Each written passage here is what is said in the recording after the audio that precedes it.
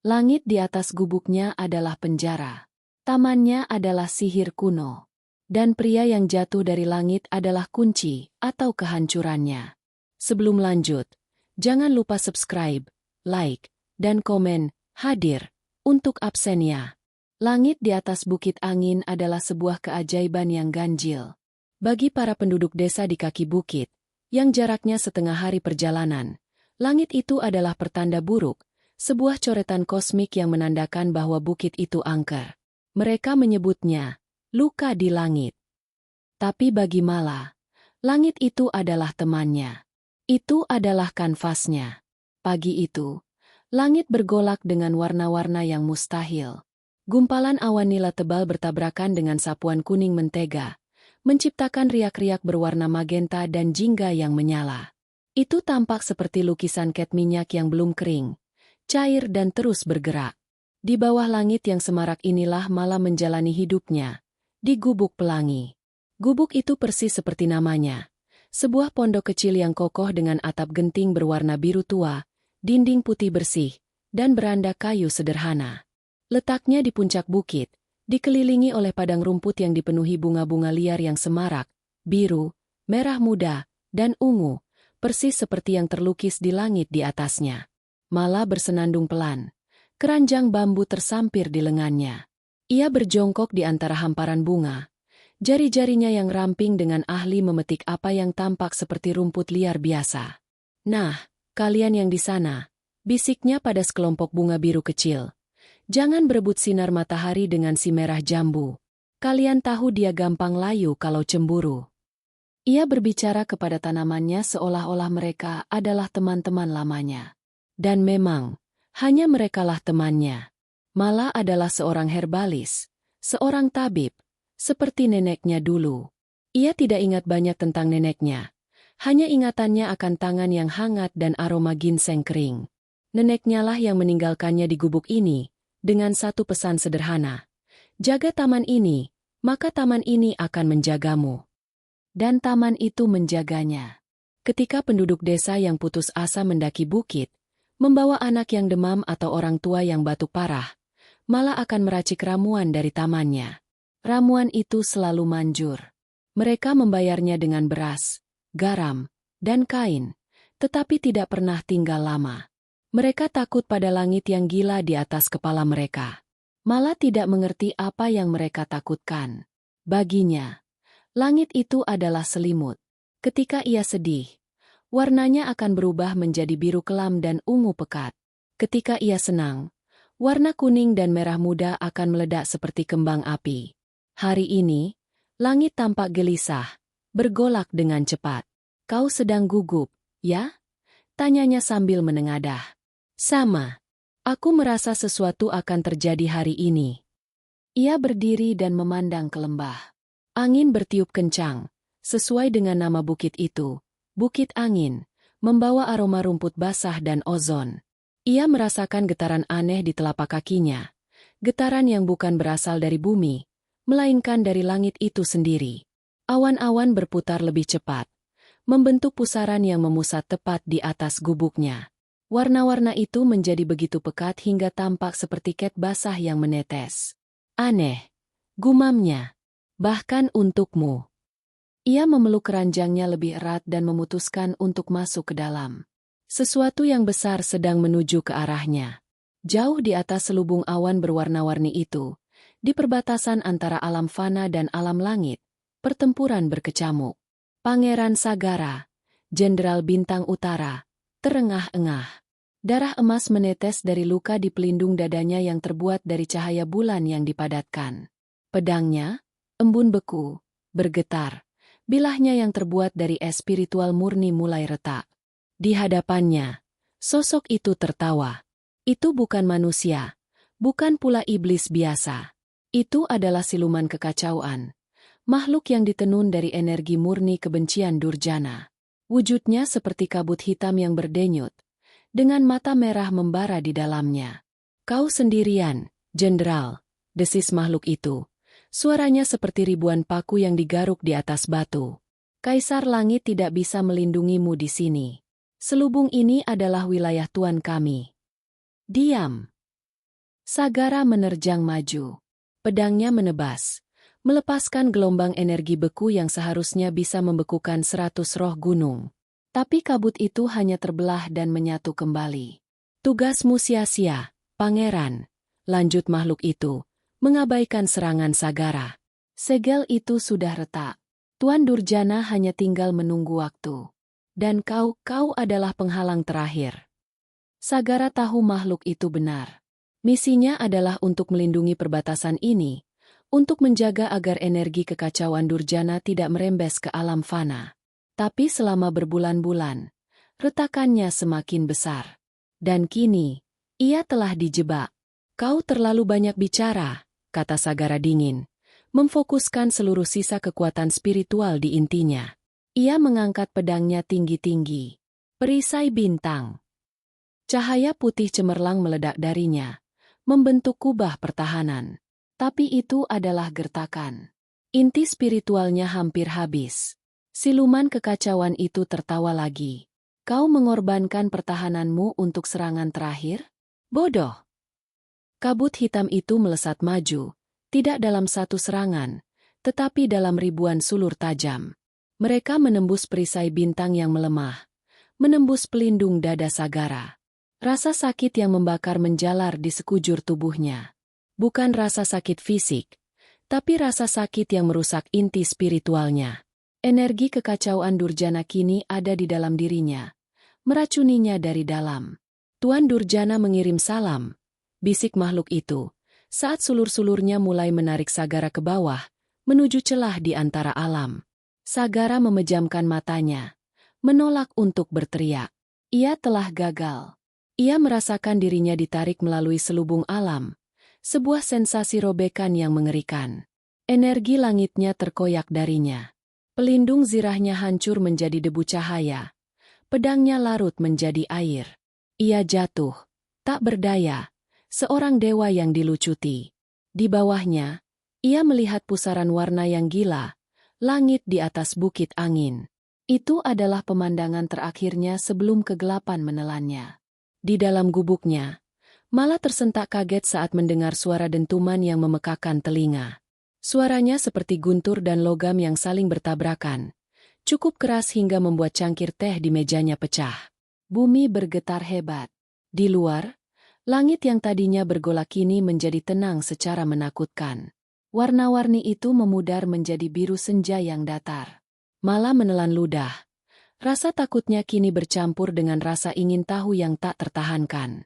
Dengan gemetar, ia mengambil tongkat kayunya, membuka pintu, dan melangkah keluar untuk menyelidiki apa yang telah jatuh dari langitnya.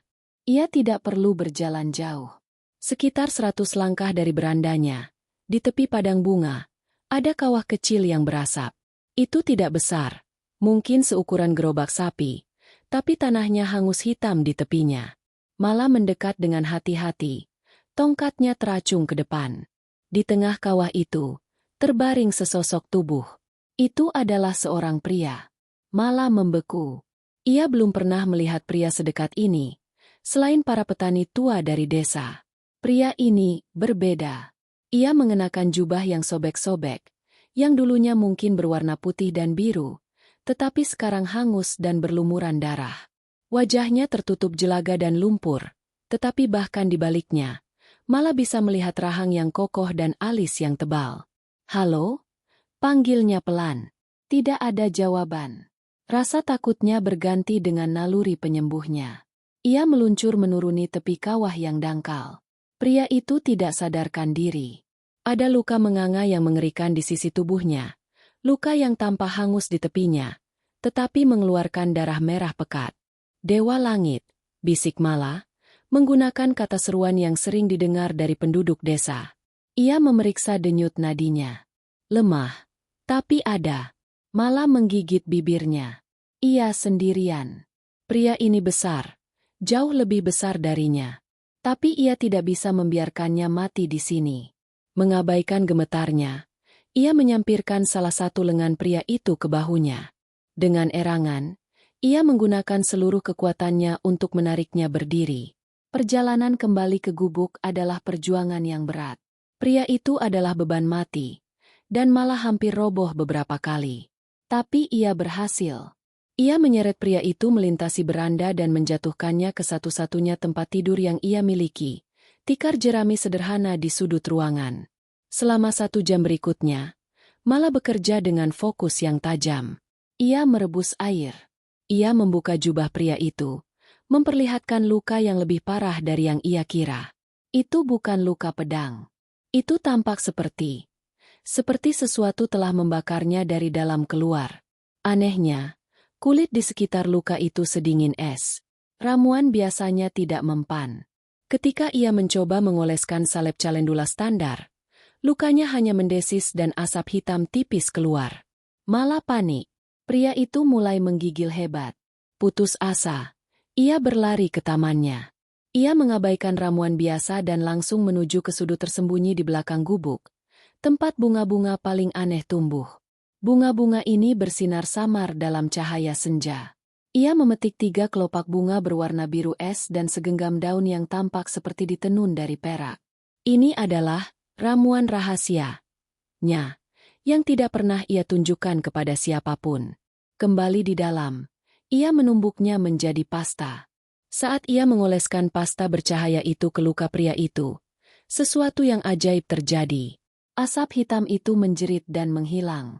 Daging yang hangus perlahan mulai menyatu kembali. Pria itu mengerang kesakitan, tubuhnya mengejang, lalu menjadi tenang. Demamnya mulai turun. Mala menghela napas lega. Tubuhnya merosot karena kelelahan. Ia duduk di kursi kayu di seberang ruangan, mengawasi pria itu saat malam tiba. Menjelang fajar, pria itu terbangun. Matanya terbuka dalam sekejap, tidak sayu atau bingung, tetapi tajam, waspada, dan penuh bahaya. Dalam satu gerakan cepat, ia duduk tegak dan tangannya melesat, mencengkeram pergelangan tangan Mala yang sedang tertidur di kursi. Mala berteriak kaget. Mata mereka bertemu. Matanya berwarna hitam pekat, sedalam langit malam tanpa bintang, dan dipenuhi dengan kewaspadaan seorang prajurit. "Siapa kau?" desis Sagara. Suaranya serak, tetapi penuh otoritas. "Di mana aku?" Mala terlalu kaget untuk merasa takut. Aku Mala," katanya. Suaranya bergetar. "Kau di Gubuk Pelangi. Di Bukit Angin. Kau jatuh." Sagara menatapnya. Cengkeramannya mengencang. "Jatuh dari langit," bisik Mala. Saat langit berhenti bergerak. Tatapan Sagara beralih ke luka di sisinya. Lukanya masih ada, tapi sudah tertutup dan tidak lagi meracuninya. Ia melihat mangkuk kosong berisi sisa-sisa pasta biru bercahaya di meja. Ia melihat ke sekeliling ruangan. Sederhana, miskin, tetapi dipenuhi dengan energi murni yang menenangkan. Dan ia melihat gadis di depannya. Polos, ketakutan, tetapi matanya jernih. Dia telah menyelamatkannya. Dengan ramuan yang seharusnya tidak ada di alam fana. Kewaspadaannya tidak surut, tetapi berubah. Ini bukan musuh. Ini adalah teka-teki. Dia terlalu lemah untuk bertarung. Dia terlalu lemah untuk lari. Dia melepaskan cengkeramannya. "Maafkan aku," katanya. Suaranya kini lebih pelan. Ia bersandar kembali. Rasa sakit yang luar biasa melandanya saat inti spiritualnya yang rusak berdenyut. "Aku." Ia pingsan lagi. Kali ini, tidurnya lebih nyenyak. Penyembuhan sejati telah dimulai. Mala, sambil menggosok pergelangan tangannya yang memar, mengawasinya dengan campuran rasa takut dan ingin tahu yang baru. Sagara terbangun 2 hari kemudian. Kali ini, ia bangun perlahan. Hal pertama yang ia sadari adalah keheningan. Tidak ada lagi jeritan siluman kekacauan. Tidak ada lagi gemerincing baja surgawi. Hanya suara angin yang bertiup di luar dan kicau burung yang anehnya merdu. Hal kedua yang ia sadari adalah energi. Tempat ini berdenyut.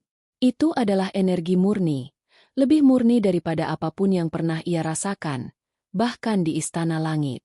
Energi itu mengalir ke dalam dirinya seperti mata air yang sejuk, perlahan memperbaiki inti spiritualnya yang retak. Ia duduk. Rasa sakitnya sudah jauh berkurang, hanya menyisakan nyeri tumpul. Ia melihat keluar jendela. Langit di luar kembali bergolak. Pusaran ungu dan merah muda menari-nari. Jadi itu nyata, gumamnya. Gadis itu, malah, tidak ada di dalam gubuk. Sagara berdiri dengan hati-hati. Ia masih lemah, tetapi ia adalah seorang jenderal. Ia perlu menilai situasinya. Ia membuka pintu dan melangkah keluar ke beranda. Dan dia membeku. Aroma itu begitu kuat hingga membuatnya pusing. Aroma rumput giok penentas jiwa, teratai es 1000 tahun, dan mungkinkah? Bunga jantung Phoenix. Ia menatap taman di depannya. Itu bukan taman. Itu adalah harta karun dewa. Apa yang gadis itu sebut sebagai bunga merah muda adalah bunga jantung Phoenix, sebuah herba legendaris yang dikatakan hanya tumbuh di tempat jantung Phoenix abadi jatuh ke bumi. Satu kelopaknya bisa menghidupkan kembali orang mati. Apa yang tampak seperti rumput liar, biru di antara bebatuan adalah teratai es 1000 tahun. Bahan utama untuk pil pencerahan tertinggi. Para kultivator akan saling membunuh untuk satu tangkainya. Dan apa yang gadis itu gunakan untuk menyembuhkannya? Pasta biru itu. Sagara berjalan terhuyung ke belakang gubuk dan melihatnya. Tanaman itu memanjat dinding. Daunnya seperti perak dan bunganya seperti safir yang bercahaya. Air mata bintang. Sebuah tanaman surgawi yang punah. Dikatakan sebagai air mata Dewi Bintang pertama.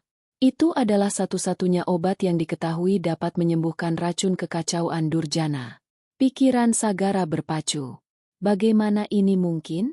Tanaman-tanaman ini tidak bisa tumbuh di alam fana. Mereka membutuhkan energi spiritual murni yang luar biasa. Ia memandang dari taman ke gubuk, lalu ke langit yang berputar-putar di atas. Kepingan teka-teki itu mulai menyatu. Gubuk ini, bukit ini, langit ini bukan tempat biasa, bisiknya. Ini adalah titik nadi. Sebuah segel. Langit yang bergolak itu bukanlah pemandangan. Itu adalah manifestasi visual dari energi mentah yang luar biasa, energi yang terkandung, atau mungkin dilepaskan oleh tempat ini. Dan gadis ini, kau sudah bangun. Sagara berbalik, malah berdiri di sana. Keranjangnya penuh dengan rumput giok penentas jiwa yang ia rencanakan untuk diberikan pada kelincinya. Aku membuat bubur, katanya riang. Lega melihat tamunya sudah bisa berdiri. Kau pasti lapar. Sagara menatapnya. Gadis ini, yang begitu polos, memberi makan kelinci dengan ramuan yang bisa memulai perang di alam langit. Dia, dengan senyum sederhananya, adalah penjaga dari harta karun yang paling tak terbayangkan. Apakah dia tahu? Ataukah dia bagian dari segel itu sendiri? Sagara merasakan hawa dingin menjalari tulang punggungnya. Lebih dingin dari pedang embun beku miliknya. Dia dalam bahaya. Tidak, mereka berdua dalam bahaya. Jika Durjana tahu tempat ini ada, jika dia tahu gadis ini ada. Apa yang kau lihat? Tanya Mala, sedikit gugup di bawah tatapan tajam pria itu. Itu hanya taman lamaku. Sagara mengalihkan pandangannya dari air mata bintang ke wajah Mala. Tamanmu, katanya pelan, suaranya netral. Sangat indah. Mereka makan dalam keheningan yang canggung di dalam gubuk. Sagara makan bubur hambar itu dengan efisiensi seorang prajurit. Setiap indranya waspada. Mala mencoba memulai percakapan beberapa kali. Tetapi pria itu hanya menjawab dengan gumaman singkat. Jadi kau tidak apa-apa? Tanya Mala akhirnya. Sagara meletakkan mangkuknya. Lukaku sudah sembuh. Berkat ramuanmu. Oh. Itu hanya bunga biru. Mereka selalu tumbuh di belakang, kata Mala acuh tak acuh. Sagara harus menahan diri untuk tidak tersentak. Hanya bunga biru. Dia memutuskan strateginya. Kau menyelamatkanku, katanya. Aku berhutang padamu. Tidak perlu, kata Mala cepat. Nenekku bilang kita harus membantu siapa saja yang membutuhkan. Di mana aku? Tanya Sagara. Berpura-pura bingung. Maksudku, desa apa ini? Ini bukan desa. Ini Bukit Angin. Desa terdekat ada di lembah. Jelas Mala. Kau. Apa kau ingat sesuatu? Siapa namamu?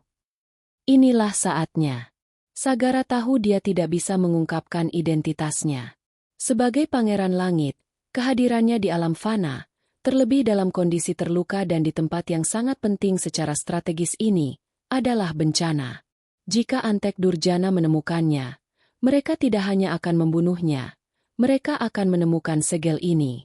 Dan gadis ini. Dia harus berbohong. Sagara memegang kepalanya. Ekspresi kesakitan yang tulus melintasi wajahnya, meskipun itu lebih karena inti spiritualnya yang rusak daripada kepalanya. Aku tidak tahu, katanya. Suaranya dipenuhi dengan kebingungan yang dibuat-buat. Aku mencoba mengingat. Nama wajah semuanya kabur. Dia menatap Mala. Matanya yang tajam kini tampak tersesat dan putus asa. Aku tidak ingat apa-apa. Mala menatapnya. Dia mungkin polos. Tapi dia tidak bodoh. Dia tinggal sendirian di Bukit Angker sepanjang hidupnya. Dia bisa merasakan ketidakjujuran. Dan pria ini, ada sesuatu yang kaku dan terkendali dalam kebingungannya. Tapi kemudian, dia melihat luka di sisinya. Dia ingat bagaimana pria itu jatuh dari langit. Mungkin saja. Tidak ingat apa-apa. Ulangnya pelan. Bahkan namamu. Tidak ada, kata Sagara, menundukkan kepalanya. Aku hanya ingat jatuh. Dan warna-warna. Mala menghela napas. Dia sendirian. Pria ini adalah orang asing. Berbahaya. Tapi dia juga terluka. Dan sekarang hilang. Nalurinya sebagai penyembuh berperang dengan kehati-hatiannya. Baiklah, katanya setelah hening lama. Kau bisa tinggal di sini. Sampai ingatanmu kembali. Sagara mengangkat kepalanya. Ekspresi terima kasih yang terkendali di wajahnya. Aku tidak bisa merepotkanmu. Kau sudah merepotkan, kata Mala terus terang. Dan sedikit senyum muncul di bibirnya. Dan kau akan lebih merepotkan lagi. Kau harus bekerja untuk makananmu. Sagara mengangkat alis. Seorang jenderal bintang utara bekerja? Aku tidak bisa mengurus taman dan merawatmu pada saat yang sama. Lanjut Mala, mendapatkan kembali kepercayaan dirinya. Kau terlihat kuat. Kau bisa mengambil air dari sungai. Dan dia melirik keluar jendela ke tamannya yang subur. Dan, tanya Sagara, firasatnya buruk. Dan kau bisa membantuku menyiangi rumput, kata Mala. Sagara mengikuti arah pandangannya. Mala menunjuk ke petak yang subur dari rumput giok penentas jiwa yang tumbuh liar di dekat bebatuan. Rumput-rumput perak yang mengganggu itu, katanya. Mereka tumbuh terlalu cepat dan mengambil tempat bunga asterku. Kau bisa mencabut semuanya besok. Pangeran Sagara, Jenderal Bintang Utara, penakluk 1000 iblis, menatap petak ramuan spiritual paling berharga yang pernah dilihatnya di alam fana. Dan dia diperintahkan untuk menyianginya. Dia menatap wajah Mala yang tulus dan penuh harap. 3 minggu berlalu di Bukit Angin. Sebuah rutinitas yang ganjil terbentuk di antara Mala dan tamunya yang amnesia. Karena dia tidak punya nama, Mala mulai memanggilnya Biru, merujuk pada warna jubahnya yang tersisa saat dia pertama kali menemukannya. Sagara, yang terikat oleh kebohongannya sendiri, menerima nama panggilan fana itu dengan kekakuan yang disalahartikan Mala sebagai kebingungan. Hidup itu sunyi, namun tegang. Sagara adalah pekerja yang efisien. Dia memperbaiki atap yang bocor dan menata kembali batu-batu di tepi taman. Dia juga menyiangi rumput, tetapi dengan cara yang aneh. Mala akan melihatnya berjongkok selama 1 jam di depan petak rumput giok penentas jiwa, tidak mencabutnya, tetapi hanya memandangnya. Anehnya, setelah dia menyiangi, rumput-rumput itu tampak tumbuh lebih subur, dan aster di sebelahnya juga mekar lebih cerah. Sagara, pada bagiannya, sedang melakukan pemulihan sekaligus penyelidikan. Setiap hari, dia menyalurkan sedikit energi murni dari taman itu ke inti spiritualnya yang retak. Dia sembuh, lebih cepat dari yang seharusnya. Dia mengamati Mala. Dia memperhatikan bagaimana bunga-bunga air mata bintang di belakang gubuk akan bersinar lebih terang ketika Mala bersenandung, dan bagaimana padang bunga liar di bukit akan layu sedikit ketika Mala sedih. Dia bukan hanya penjaga biasa. Dia terikat pada tempat ini. Sementara itu, langit di atas mereka menjadi semakin tidak menentu. Warna-warni itu tidak lagi menari. Mereka berperang. Semburat merah marun yang agresif akan menebas awan kuning, meninggalkan jejak seperti goresan arang. Langitnya sedang marah akhir-akhir ini, gumam malah suatu malam di beranda, sambil memeluk lututnya. Bagaimana kau tahu? Tanya Sagara, suaranya rendah. Dia sedang mengasah pisau dapur di atas batu asah. Gerakannya presisi dan mematikan. Sama sekali tidak cocok untuk memotong sayuran. Aku bisa merasakannya. Di sini. Malah menekan dadanya. Rasanya seperti gema yang dingin. Seperti seseorang berteriak dari tempat yang sangat jauh. Sagara berhenti mengasah. Dia menatapnya. Gema. Malam itu. Malah bermimpi. Itu bukan mimpi biasa tentang taman atau kelinci. Itu adalah mimpi yang terbuat dari api dan es. Dia melihat langit terbelah dua. Dia melihat sosok-sosok bercahaya bertarung melawan bayangan yang tak berbentuk. Ada pedang yang terbuat dari cahaya bulan, dan tombak yang terbuat dari kegelapan murni. Dia mendengar suara-suara. Keserakahanmu akan menghancurkan 9 surga, Durjana. Segel dia. Gunakan bunga 1000 warna. Lalu, satu suara menembus kekacauan itu. Suara seorang wanita, yang terdengar sangat mirip dengan suaranya sendiri, tetapi lebih tua, lebih kuat, dan penuh duka. Aku akan menjadi sangkar. Aku akan menahannya. Bahkan jika itu menghabiskan ingatanku, bahkan jika itu menghabiskan cintaku. Malah melihat seorang wanita dengan gaun putih berdiri di puncak bukit yang persis seperti bukit angin, tetapi 100 kali lebih besar. Di bawahnya, kekacauan berputar-putar. Wanita itu mengangkat tangannya, dan langit meledak dalam warna-warni yang persis seperti yang ada di atas gubuknya. Malah terbangun dengan jeritan tertahan. Keringat membasahi pakaian tidurnya. Pintu kamarnya, yang hanya dibatasi tirai kain, tersentak terbuka. Sagara berdiri di sana. Sosoknya terlihat jelas di bawah sinar bulan. Dia tidak terlihat seperti orang yang baru bangun tidur. Dia siaga, seimbang di atas telapak kakinya. Matanya yang tajam memindai ruangan mencari ancaman. Itu bukan sikap seorang amnesia. Itu adalah sikap seorang prajurit. Apa yang terjadi? Tanyanya. Suaranya bukan lagi suara biru yang bingung, melainkan suara seorang komandan. Mimpi, bisik Mala, gemetar. Hanya mimpi buruk. Sagara menatapnya sejenak. Dia melangkah masuk, mengabaikan kepantasan. Dia melihat ke jendela. Di ambang jendela, pot kecil berisi bunga air mata bintang yang dipetik Mala bersinar dengan cahaya biru pucat yang gelisah. Mimpi tentang apa? Desaknya. Mala ragu-ragu, lalu menceritakannya. Tentang perang di langit. Tentang wanita yang mengorbankan diri. Ekspresi Sagara mengeras. Setiap kata yang diucapkan malah mengonfirmasi ketakutan terburuknya. Itu bukan mimpi. Itu adalah ingatan. Ingatannya. Gema dari kehidupan masa lalunya. Segel itu tidak hanya retak. Segel itu hancur dari dalam. Karena penjaganya sendiri mulai mengingat. Itu hanya mimpi, malah, kata Sagara. Tetapi suaranya kurang meyakinkan. Dia menutupi keterkejutannya dengan kembali ke persona. Biru, yang kikuk. Kembalilah tidur. Aku akan berjaga di luar. Dia berbalik dan berjalan ke beranda. Tidak lagi mempercayai keheningan malam.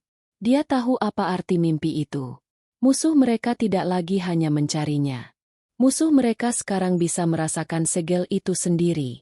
Dan mereka akan datang. Seminggu kemudian, serangan itu datang. Itu dimulai sebagai hari yang aneh. Tidak ada angin di Bukit Angin. Udara terasa berat dan diam. Langit tidak berwarna-warni. Warnanya abu-abu pucat yang sakit-sakitan. Seolah-olah semua warna telah tersedot habis. Semua bunga di taman malah menunduk. Kelopaknya terkatup rapat seolah ketakutan. Ada yang salah, bisik Mala kepada Sagara, yang sedang membelah kayu. Bunga-bunga mereka tidak mau bangun. Sagara menghentikan ayunannya. Dia mengendus udara. Ada bau samar di baliknya. Bukan rumput atau hujan. Baunya seperti ozon dan daging busuk. Bau alam iblis. Malah, katanya. Suaranya tegang. Masuk ke gubuk. Rebus air. Siapkan perban. Apa? Kenapa? Lakukan saja, bentaknya. Otoritas dalam suaranya membuat Mala tersentak dan menurut tanpa pertanyaan lebih lanjut. Begitu Mala berada di dalam, Sagara menjatuhkan kapaknya. Dia berjalan ke tepi bukit. Matanya memindai lembah di bawah. Awalnya, dia tidak melihat apa-apa. Kemudian, dia melihatnya. Kabut. Kabut abu-abu tebal merayap naik ke sisi bukit, melawan logika alam karena tidak ada angin yang mendorongnya. Kabut itu bergerak dengan tujuan, menelan pohon-pohon dan bebatuan saat melewatinya. Dimanapun kabut itu menyentuh rumput, rumput itu langsung layu dan menghitam. Sagara mundur perlahan ke beranda. Dia tahu apa itu. Siluman kabut, iblis rendahan yang digunakan sebagai pelacak oleh pasukan Durjana. Mereka memburu energi spiritual murni. Biru. Apa itu? Panggil Mala dari dalam. Suaranya ketakutan. Kunci pintunya. Perintah Sagara. Dan jangan buka. Apapun yang kau dengar. Kau mau kemana? Aku akan mengalihkan perhatiannya, kata Sagara. Dia meraih tongkat kayu kokoh yang biasa digunakan Mala untuk mendaki. Itu adalah senjata yang menyedihkan. Kabut itu sampai di tepi taman. Kabut itu berhenti, berputar-putar seolah sedang mengendus. Kemudian, dari dalam kabut, sebuah suara mendesis. Energi surgawi, sangat kuat tersembunyi. Kabut itu mulai berkumpul, memadat menjadi sosok humanoid yang tinggi dan kurus dengan mata merah membara di tempat yang seharusnya menjadi wajah. Kami menciummu, pangeran kecil, desis makhluk itu. Berbalik menghadap Sagara. Kau jatuh jauh sekali. Tuan Durjana akan senang menerima inti spiritualmu sebagai hadiah. Kau harus menemukanku dulu, geram Sagara. Dia tidak bisa menggunakan kekuatan penuhnya. Menggunakan energi surgawi murni di alam fana, terutama dengan segel yang begitu dekat, akan seperti menyalakan suara raksasa bagi Durjana. Dia harus melawan ini sebagai manusia. Atau sedekat mungkin dengan manusia. Siluman itu menerjang, berubah menjadi puluhan sulur kabut tajam. Sagara menghindar. Gerakannya begitu cepat sehingga dia tampak kabur. Dia bukan lagi biru, yang kiku. Dia adalah seorang jenderal. Dia mengayunkan tongkat kayunya. Tetapi sulur-sulur itu melewatinya tanpa bahaya. Senjata fana tidak ada gunanya. Bodoh, ejek iblis itu. Sagara tahu. Dia sengaja membiarkan beberapa sulur menyerempetnya. Rasa sakit yang dingin membakar menjalari lengannya saat kabut menyentuh kulitnya.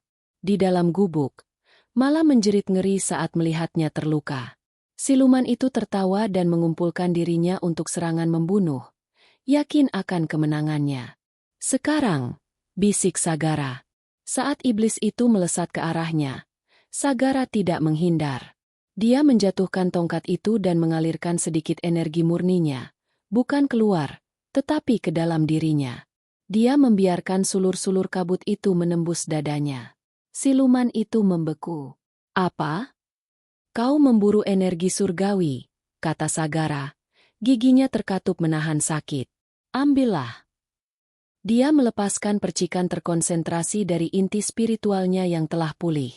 Itu bukan serangan. Itu adalah umpan balik murni. Energi surgawi yang murni dan panas mengalir ke dalam iblis itu melalui sulur-sulurnya sendiri. Bagi makhluk yang terbuat dari kekacauan, energi murni adalah racun.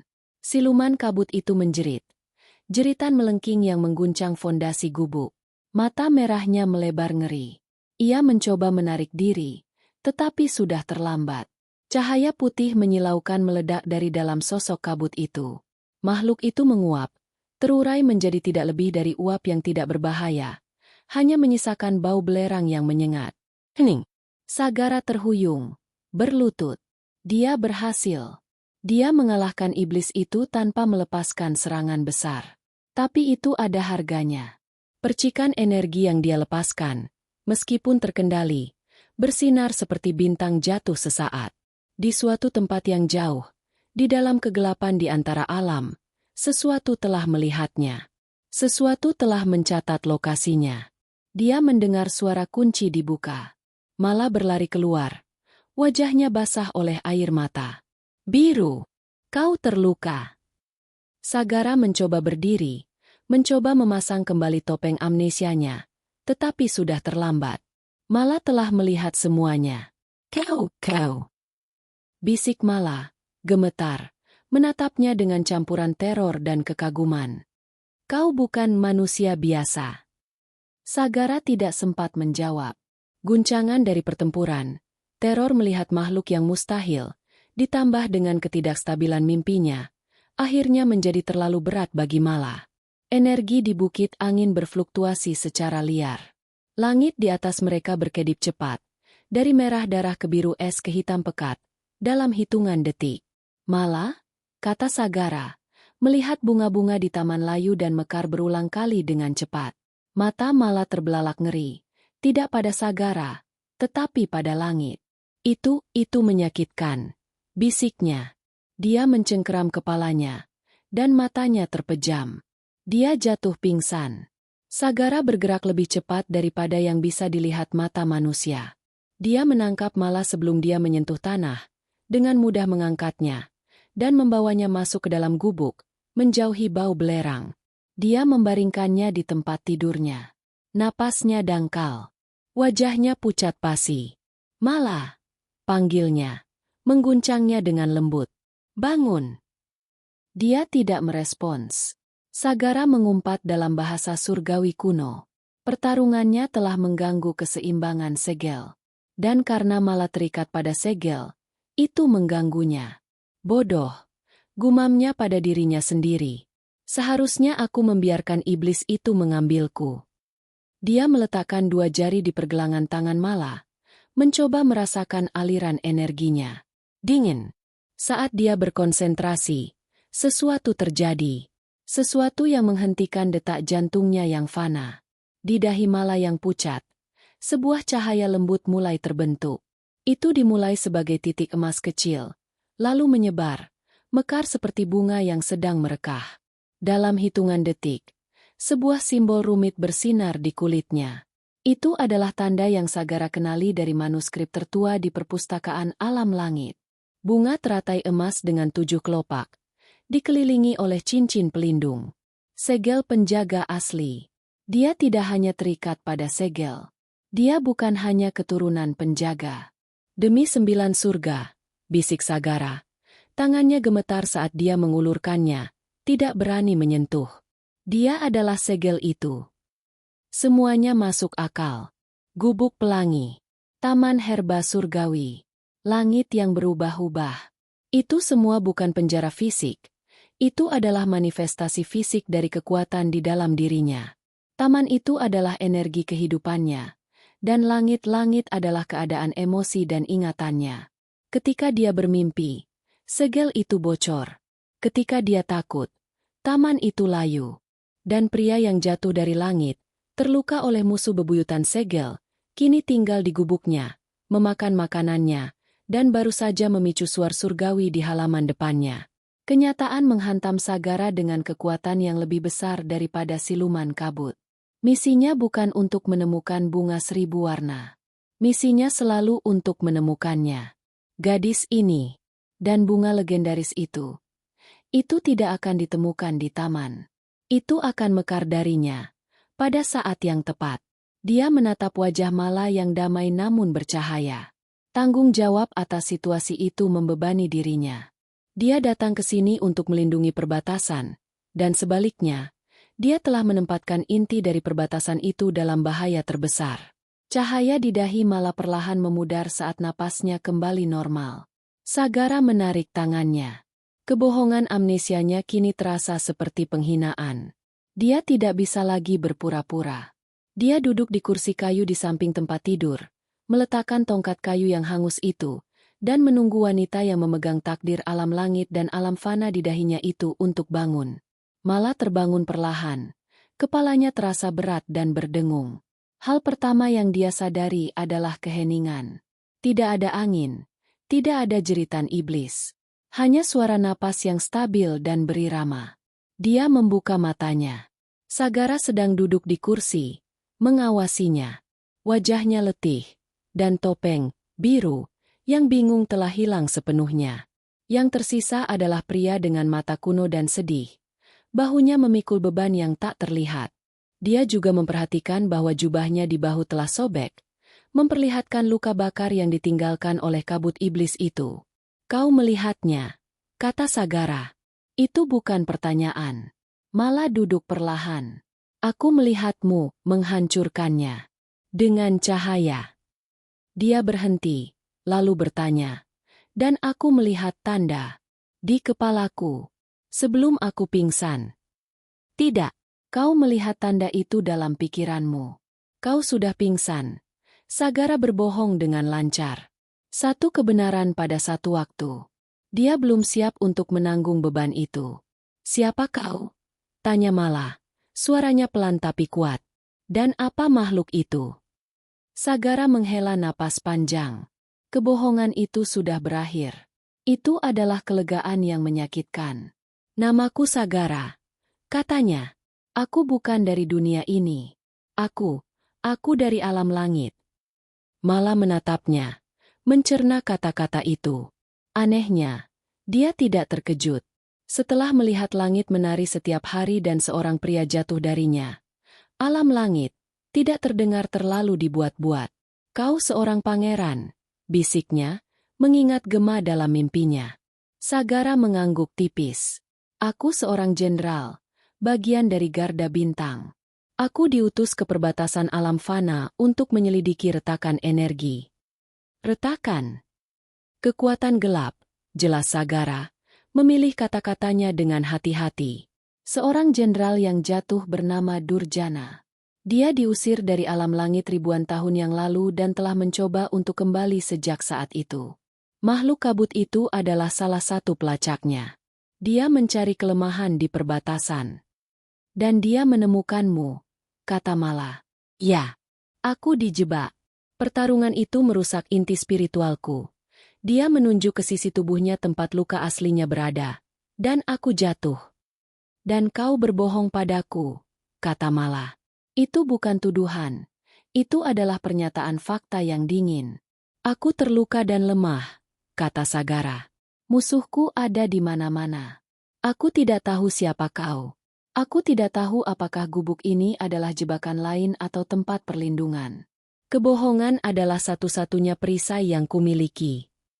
Mala memalingkan wajahnya, menatap keluar jendela ke tamannya yang sekarang pulih. Jadi, kenapa kau diutus ke sini? Sebelum kau jatuh. Disinilah Sagara harus berhati-hati. Dia tidak bisa mengatakan, kau adalah segel yang menahan Durjana. Dia bahkan tidak yakin apakah dia tahu itu. Dia menggunakan kebenaran parsial yang telah dia persiapkan. Aku diutus untuk menemukan bunga seribu warna, katanya. Itu adalah herba surgawi legendaris. Satu-satunya yang bisa menutup retakan di alam langit secara permanen. Manuskrip kuno mengatakan itu hanya tumbuh di tempat di mana energi murni alam fana dan alam langit bertemu. Tempat seperti bukit ini. Dia memandang ke sekeliling gubuk, ke bunga-bunga air mata bintang di ambang jendela. Aku tidak pernah menyangka akan menemukannya. Atau akan menemukan bahwa tempat itu memiliki seorang penjaga. Keheningan memenuhi gubuk. Mala mencerna semuanya. Seorang pangeran langit. Jenderal yang jatuh. Perang rahasia. Dan gubuk sederhananya adalah pusat dari semuanya. Reaksi pertamanya bukanlah kekaguman atau ketakutan. Itu adalah kemarahan yang dingin dan membara. Jadi, katanya, suaranya bergetar. Selama ini, saat aku merawat lukamu, saat aku membuatkanmu bubur, saat aku mengajarimu cara membedakan daun mint dari jelatang, kau menertawakanku. Tidak, kata Sagara tegas. Aku tidak pernah. Kau menertawakan betapa bodohnya gadis fana ini. Lanjut Mala, berdiri. memberi makan kelinci dengan rumput giok penentas jiwa. Dia menggunakan nama yang didengarnya dalam mimpi, menyebutmu, biru, seolah-olah kau adalah anak hilang, padahal kau adalah dewa. Dia mendorong dadanya. Kau menggunakanku. Kau menggunakan gubukku sebagai tempat persembunyian. Aku tidak punya pilihan, balas Sagara, berdiri juga. Dia menjulang tinggi di atasnya. Dunia ini tidak seperti yang kau pikirkan.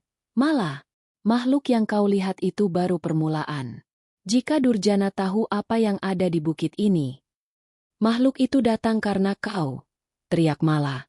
Air mata panas mengalir di pipinya. Kau membawa perangmu ke depan pintuku. Nenekku meninggalkanku di sini untuk aman. Tidak. Suara Sagara menggelegar seperti guntur, membuat Mala terdiam. Dia meninggalkanmu di sini karena tempat ini membutuhkanmu. Kau pikir itu kebetulan taman ini menumbuhkan herba surgawi? Kau pikir kebetulan ramuanmu bisa menyembuhkan luka yang dibuat oleh racun kekacauan? Kau pikir langit di atas kita hanyalah lukisan yang cantik? Dia menunjuk keluar. Kau aman karena kau tidak tahu apa dirimu. Tapi sekarang, segelnya retak. Mimpimu, serangan iblis itu semua adalah tandanya. Kebohonganku tidak lagi penting. Mereka tahu kita ada di sini. Mala gemetar, kemarahannya terkuras, hanya menyisakan rasa takut yang dalam. Apa aku ini? Sagara menatapnya lama. Dia melihat gadis herbalis yang kesepian, dan di bawahnya, kekuatan kuno yang tertidur. Kau adalah penjaga tempat ini. Malah, entah kau menyukainya atau tidak. Dia mengambil napas dalam-dalam. Ketegangan pertempuran dan pengakuan itu akhirnya meredakannya. Sikapnya melunak. Aku tidak berbohong tentang satu hal, katanya pelan. Kau menyelamatkanku. Aku berhutang nyawa padamu. Tapi misiku untuk menemukan bunga seribu warna, itu tidak penting lagi. Mala menatapnya, bingung. Tapi, retakan di alam langit. Alam langit bisa menunggu, kata Sagara. Dia mengambil tongkat kayu yang hangus itu, mengujinya di tangannya. Aku gagal dalam misiku saat aku jatuh. Tapi aku tidak akan gagal dalam misi ini. Misi apa? Dia menatap mata Mala. Dan untuk pertama kalinya, dia tidak melihatnya sebagai seorang penjaga, atau segel, atau teka-teki. Dia melihatnya sebagai gadis yang telah berbagi buburnya dengannya. Makhluk itu akan kembali, dan mereka akan membawa teman. Aku tidak akan lari. Aku akan melindungimu. Kali ini, dengan sungguh-sungguh. Mala menelan ludah. Pria yang telah tinggal bersamanya selama sebulan, orang asing yang hilang, kini telah menjadi pelindungnya yang paling menakutkan. Dan entah bagaimana, dia tahu bahwa hidupnya yang tenang di gubuk pelangi telah berakhir selamanya. Durjana tidak bergerak. Dia hanya mengangkat satu jari. Langit abu-abu di atas mereka retak. Itu dimulai dengan suara robekan kain yang memekakan telinga. Garis retakan hitam muncul di langit, dan darinya, energi kekacauan murni mulai tumpah, persis seperti yang Mala lihat dalam mimpinya. Inilah pemandangan dari lukisan itu. Bukan matahari terbenam yang indah, melainkan bencana. Langit di atas gubuk pelangi meledak. Gumpalan awan nila tebal yang disapu energi ungu bertabrakan dengan semburat kuning mentega dan jingga yang menyala. Itu bukan awan. Itu adalah darah dari dua alam yang bocor menjadi satu. Langit itu sendiri menjerit. Mala langsung berlutut, memekik kesakitan. Aarg! Itu bukan serangan fisik. Itu adalah serangan terhadap jiwanya. Jika langit adalah cerminnya, Durjana baru saja menghancurkan cermin itu. Rasa sakit yang tak terbayangkan menjalari dirinya. Seolah-olah jiwanya sendiri sedang dicabik-cabik. Mala! Sagara berlari ke sisinya, mencoba melindunginya, tetapi tidak ada yang bisa dilindungi. Kau tidak bisa melindunginya dari dirinya sendiri. Bodoh! Tawa Durjana. Dia adalah segel itu. Untuk menghancurkan segel, aku hanya perlu menghancurkannya. Durjana mengangkat tangannya yang lain. Di taman di bawah, bumi berguncang. Bunga-bunga air mata bintang dan rumput giok penentas jiwa, herba surgawi yang menopang segel, menjerit saat energi kekacauan Durjana menyentuh mereka. Mereka tidak layu, mereka terbakar, berubah menjadi debu hitam dalam sekejap. Setiap tanaman yang mati terasa seperti pisau yang menusuk Mala. Itu adalah energi kehidupannya, cadangannya, dibakar habis. "Hentikan!" teriaknya. Air mata mengalir di wajahnya. Gubuk pelangi itu sendiri mulai bergetar. Atap genting birunya retak.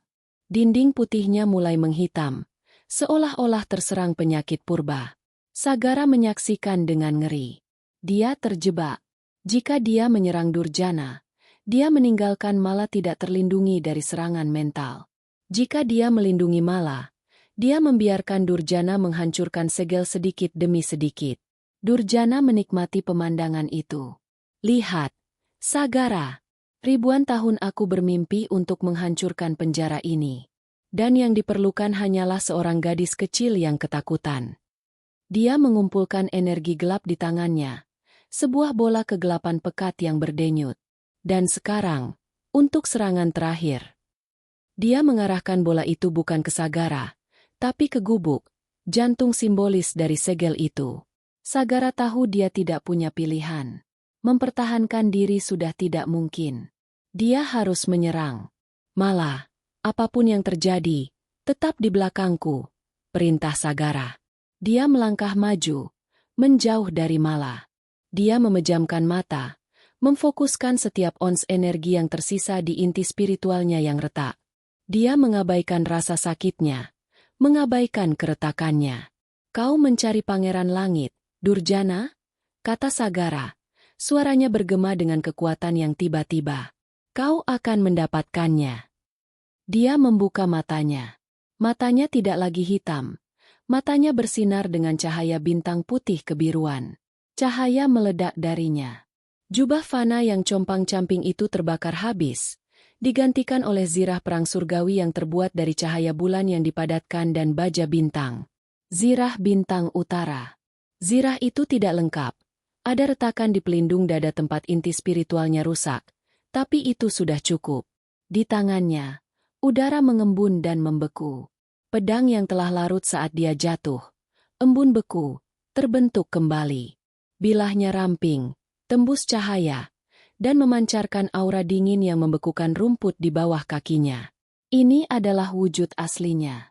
Durjana, untuk pertama kalinya, tampak tertarik.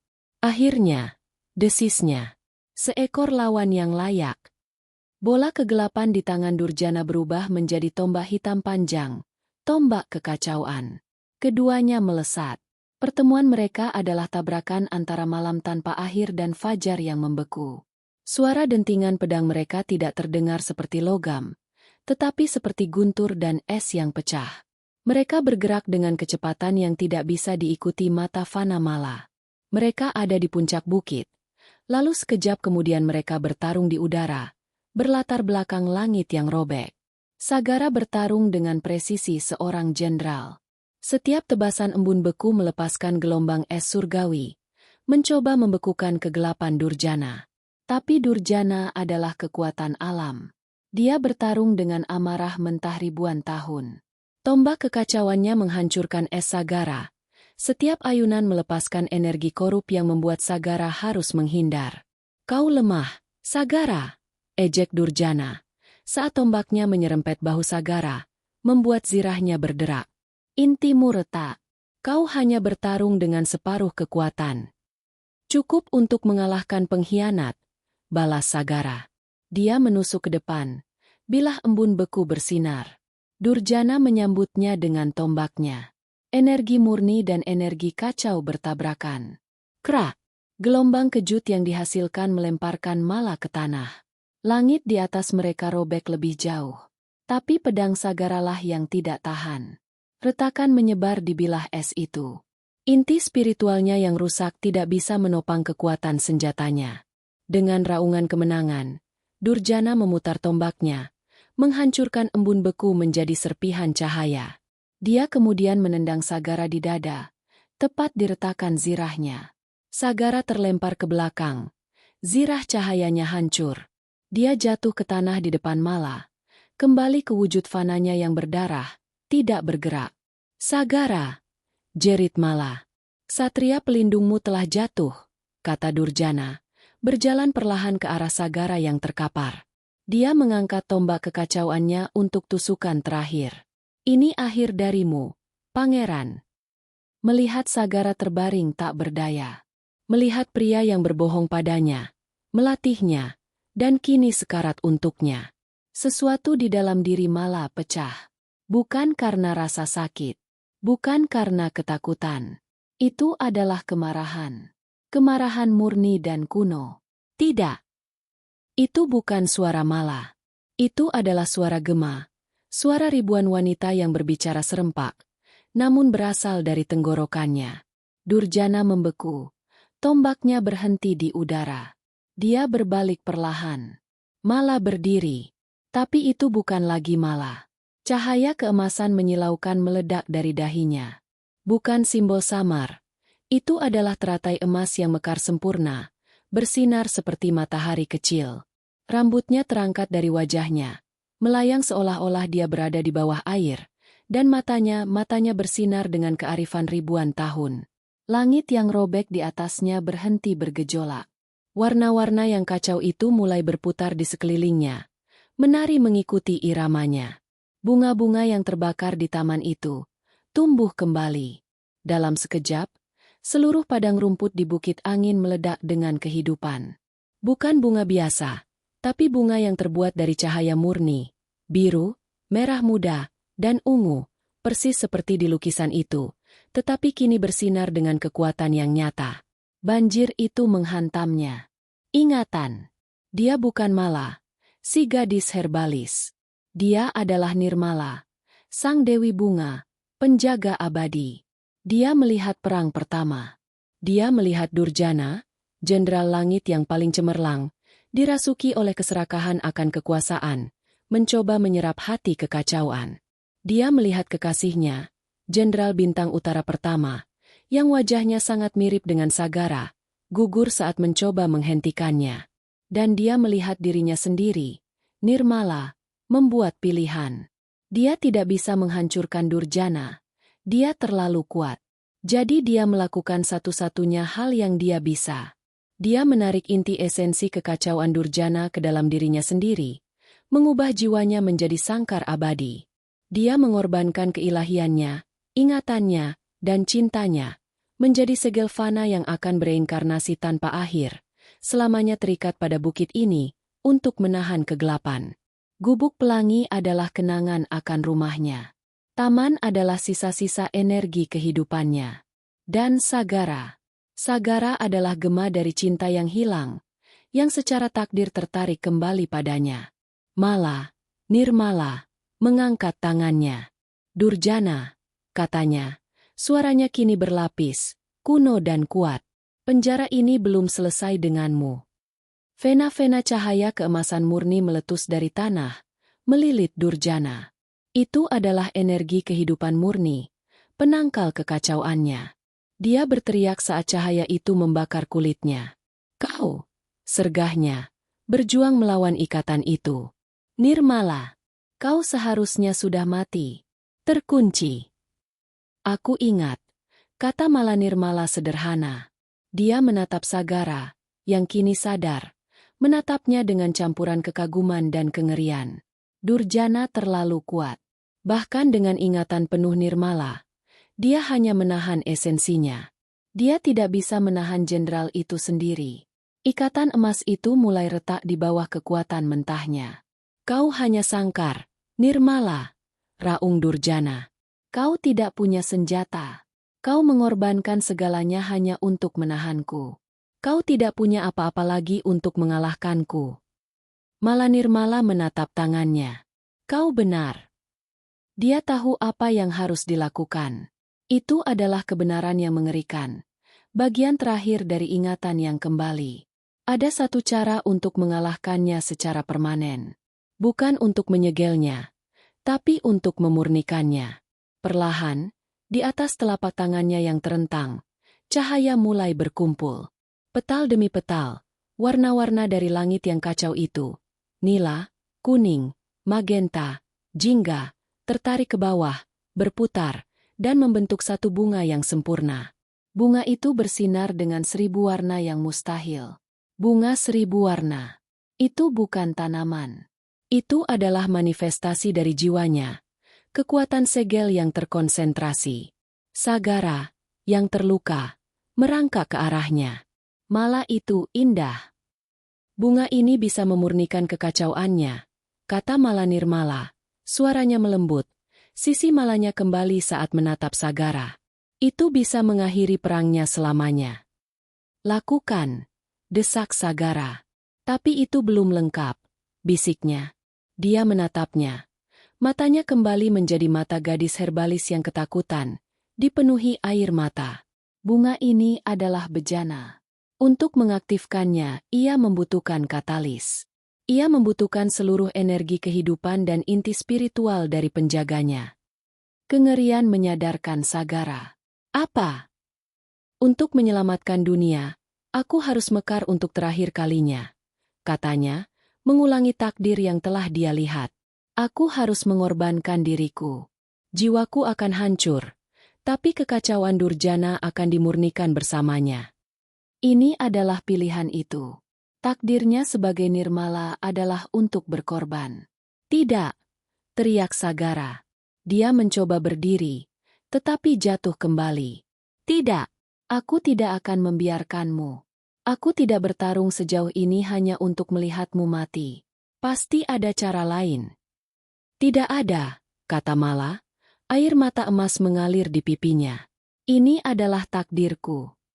Takdir sialan, raung Sagara. Aku tidak peduli dengan Nirmala. Aku tidak peduli dengan alam langit. Aku peduli padamu, Mala. Gadis yang memberiku bubur. Jangan lakukan ini. Pilihlah, Dewi. Tawa Durjana. Suaranya serak saat dia berjuang melawan ikatan cahaya. Kematianmu dan kemenanganku atas kekacauanku. Atau kau hidup dan melihatku menghancurkan duniamu dan membunuh pangeran kecilmu.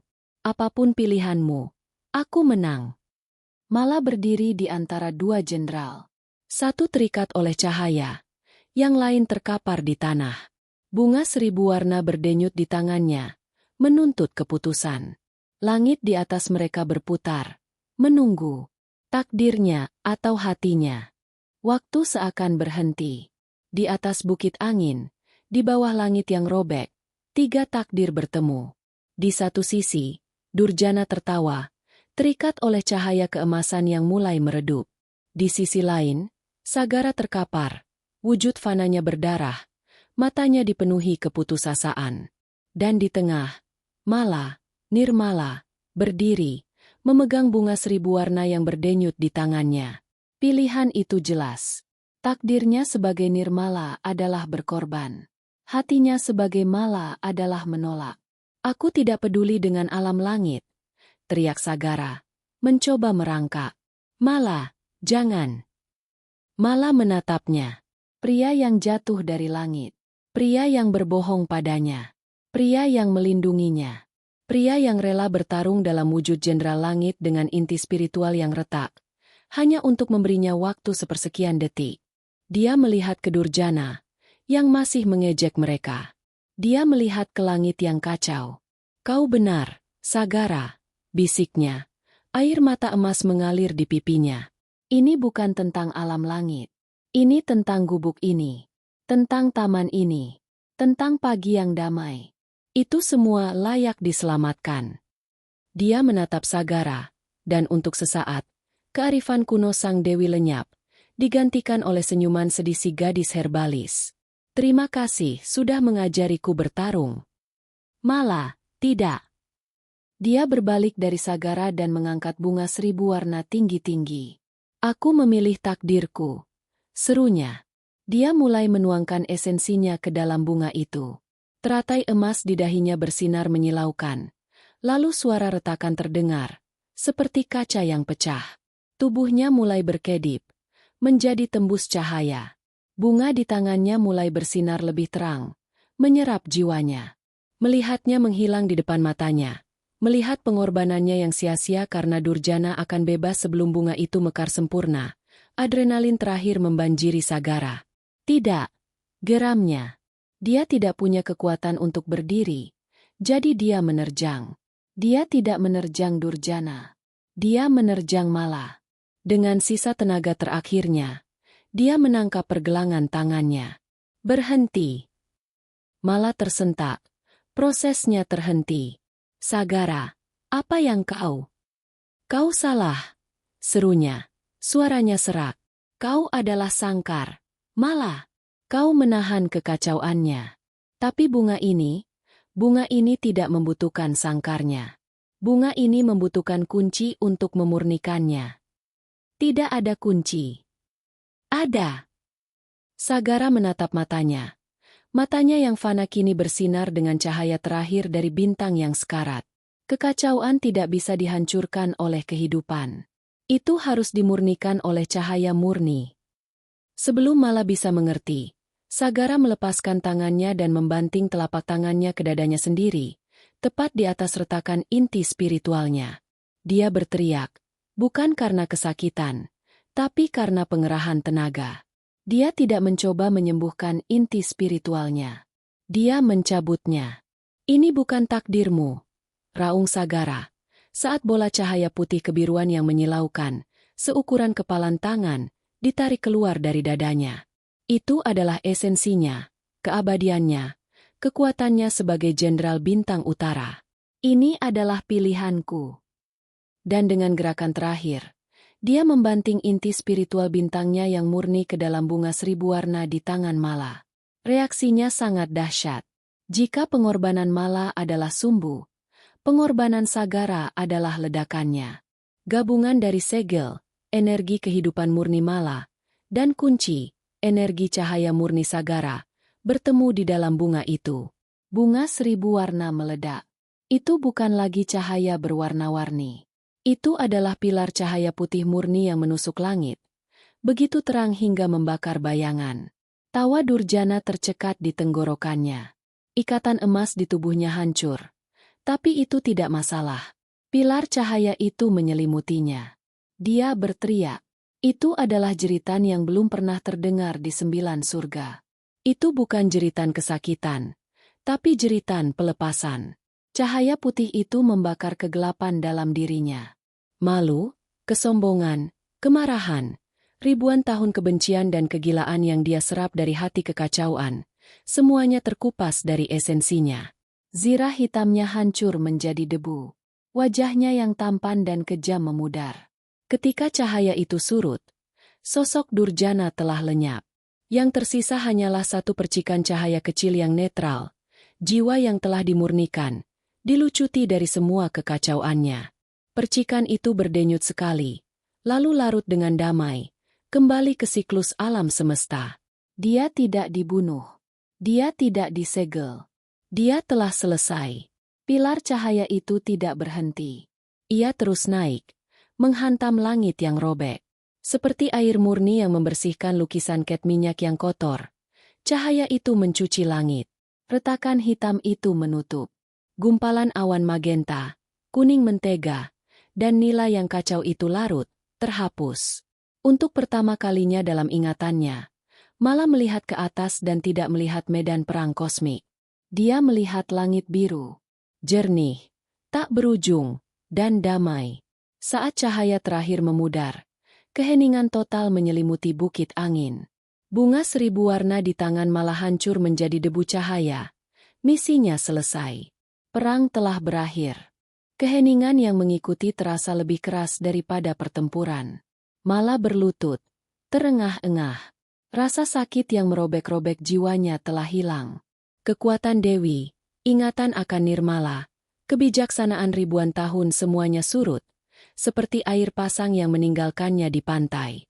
Teratai emas di dahinya memudar untuk terakhir kalinya. Tidak pernah kembali. Dia menyentuh wajahnya. Dia adalah dirinya sendiri. Hanya melah. Dia lelah. Tubuhnya sakit. Tapi dia utuh. Dia hidup. Dia berbalik dengan panik. Sagara. Sagara terbaring di sampingnya. Tidak bergerak. Wujud jenderalnya telah lenyap. Yang tersisa hanyalah jubah fana, biru, yang hangus dan sobek. Mala merangkak ke sisinya. Air mata panik menggenang. Tidak, tidak, tidak. Jangan mati. Kau sudah berjanji, bisiknya. Dia meletakkan tangannya yang gemetar di dada Sagara. Tidak ada cahaya surgawi yang dingin. Tidak ada energi bintang. Yang dia rasakan hanyalah kehangatan. Dan di bawah kehangatan itu, sebuah ritme yang stabil dan kuat. Duk-duk, duk-duk, duk-duk. Detak jantung manusia. Mata Sagara terbuka. Mata itu tidak lagi sedalam langit malam tanpa bintang. Mata itu hanya gelap, bingung, dan sangat manusiawi. Dia mengerang. Aduh, katanya. Suaranya serak. Malah tertawa sambil menangis. Kau. Aku lapar, gumam Sagara. Mencoba duduk. Dia meringis kesakitan. Dan semuanya sakit. Apa terjadi sesuatu? Malah memeluknya. Menangis di bahunya. Kau berhasil, Sagara. Kau menyelamatkanku. Kau menyelamatkan semuanya. Sagara, yang kini fana sepenuhnya, balas memeluknya dengan canggung. Bagus, bisiknya. Malah, aku tidak bisa merasakan kakiku. Kau hanya pegal, isak Malah, menarik diri. Dia melihat sekeliling. Harga yang dibayar terlihat jelas. Gubuk pelangi masih berdiri, tetapi cat birunya terkelupas dan dindingnya menghitam. Itu bukan lagi tempat magis. Itu hanya gubuk. Dan tamannya. Semua herba surgawi yang bersinar telah hilang. Air mata bintang yang menyembuhkan racun kekacauan kini hanyalah tanaman rambat morning glory biru biasa. Rumput giok penentas jiwa kini hanyalah rumput perak biasa. Energi segel telah habis. Itu adalah bahan bakar terakhir, yang digunakan bersama dengan inti spiritual Sagara, untuk menyalakan bunga itu. Bukit angin tidak lagi angker. Itu tidak lagi magis. Itu hanyalah sebuah bukit yang indah dengan gubuk dan taman bunga liar biasa. Malah memandang Sagara, yang sedang menggerak-gerakkan jari kakinya dengan bingung. Dia telah kehilangan keabadiannya. Malah telah kehilangan kekuatannya. Malah tersenyum. Itu adalah pertukaran yang adil. Beberapa hari berikutnya adalah hari-hari yang aneh. Malah merawat luka-luka Sagara. Untuk pertama kalinya, ramuan herbal normal miliknya, salep calendula dan kompres daun mint, berfungsi. Luka-luka Sagara sembuh secara perlahan dan menyakitkan, seperti luka manusia biasa. Sagara, pada bagiannya, adalah pasien yang buruk. Dia bingung dengan kebutuhan barunya. Dia perlu tidur. Dia merasa kedinginan. Dia tersandung batu yang dulu akan dia hindari secara naluriah. Dia adalah dewa yang baru belajar berjalan. Malah mengajarinya dengan sabar. Sama seperti dia mengajarinya, menyiangi, rumput, tetapi kali ini tanpa rahasia. Pada malam kelima, Sagara berdiri di beranda, menatap matahari terbenam. Langit berwarna jingga dan merah muda yang cemerlang. Bukan karena perang surgawi, tapi karena pantulan cahaya di atmosfer. Itu adalah fenomena alam yang damai. Aku tidak pernah benar-benar melihat matahari terbenam, kata Sagara pelan. Bagi kami, itu hanya pergeseran siklus. Tapi ini indah.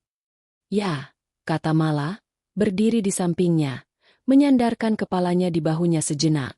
Keheningan yang nyaman menyelimuti mereka. Malah, kata Sagara akhirnya, suaranya berat. Aku harus pergi. Hati Malah terasa mencelos. Pergi? Kemana? Ini rumahmu. Tidak, katanya, berbalik menghadapnya. Aku Sagara, mantan Jenderal Bintang Utara. Meskipun aku fana, aku telah melakukan kejahatan yang tak terbayangkan di mata alam langit. Aku meninggalkan posku. Aku ikut campur dalam segel kuno. Dan aku menghancurkan inti spiritual surgawi. Tapi kau menyelamatkan mereka, protes Malah. Hukum adalah hukum, kata Sagara. Sisa-sisa dirinya yang lama masih ada. Mereka merasakan apa yang terjadi. Mereka tahu aku masih di sini. Aku tidak bisa membiarkan mereka datang mencariku. Aku tidak bisa membawa masalah baru ke gubukmu. Jadi, kau akan menyerahkan diri, bisik Mala, ngeri. Apa yang akan mereka lakukan padamu? Pada seorang manusia. Sagara menatap tangannya yang kini penuh kapalan. Aku tidak tahu. Aku tidak tahu apa hukuman untuk kejahatan surgawi ketika pelakunya fana. Tapi aku harus menghadapinya. Untuk mempertanggungjawabkan pilihanku. Pagi berikutnya, dia siap berangkat. Mala telah membekalinya dengan roti, kantong air, dan salep untuk luka-lukanya. Mereka berdiri di tepi bukit. Di tempat jalan setapak menuju lembah dimulai. Kau akan baik-baik saja di sini? Tanya Sagara. Aku selalu baik-baik saja, kata Mala, berusaha tegar. Aku seorang herbalis. Penduduk desa sudah mulai datang lagi. Mereka tidak takut pada langit lagi. Sagara mengangguk. Dia ingin mengatakan 1000 hal. Tentang rasa terima kasih. Tentang perasaannya. Tapi dia adalah seorang prajurit. Dan sekarang dia adalah seorang pria dengan tugas terakhir. Dia hanya berkata, jaga dirimu, Mala. Kau juga, Sagara. Dia berbalik dan mulai berjalan menuruni bukit. Mala mengawasinya. Pria yang jatuh dari langit sebagai bintang yang menyala-nyala. Kini pergi sebagai seorang pria biasa yang berjalan kaki. Dia mengawasinya sampai dia menghilang di antara pepohonan di lembah. Gubuk di belakangnya terasa sunyi dan sangat besar. Musim berganti. Musim gugur membawa angin sejuk yang menyapu daun-daun kering. Musim dingin menutupi bukit angin dengan selimut salju tipis untuk pertama kalinya. Energi magis segel tidak lagi menjaganya tetap hangat. Dan kemudian, musim semi tiba. 1 tahun telah berlalu sejak pertempuran di bukit. Hidup Mala telah menemukan ritme baru yang damai. Gubuknya, yang kini hanya gubuk, telah ia perbaiki. Tamannya mekar dengan bunga aster, lavender, dan mawar liar. Bunga-bunga itu biasa saja, tetapi sangat indah. Penduduk desa sekarang sering berkunjung. Dia bukan lagi pertapa aneh di Bukit Angker. Dia adalah Mala, tabib yang baik hati. Dia memiliki teman. Dia memiliki tujuan. Dia bahagia. Tapi setiap malam, dia masih menatap jalan setapak yang menuju ke lembah. Suatu sore di akhir musim semi, Mala sedang menjemur kain di beranda. Udara dipenuhi aroma bunga dan tanah yang lembab. Dia mendengar suara. Bukan dentuman kosmik. Bukan desisan iblis. Hanya suara langkah kaki yang berat dan mantap di jalan setapak. Jantungnya berdebar kencang. Dia menjatuhkan keranjang cuciannya.